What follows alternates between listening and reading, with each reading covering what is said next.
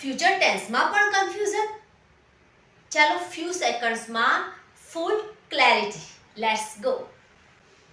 First one is simple future. Simple future for something will happen in the future.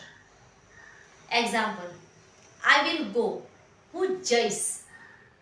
She will call you. એ તમને call કરશે. ભવિષ્યમાં કોઈ normal action એટલે simple future. Next one is future continuous tense. Future continuous tense for action that will be happening at a specific time in the future. Example, I will be studying.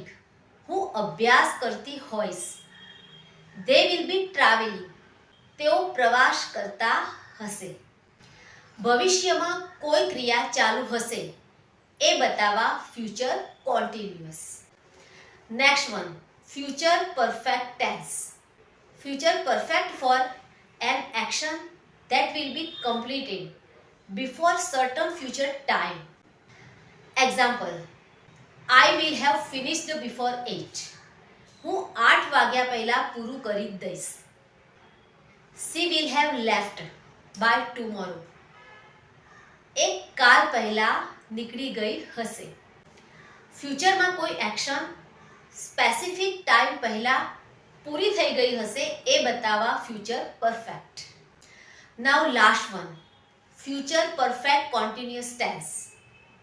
Future perfect continuous for action that will be happening for a duration up to a certain point.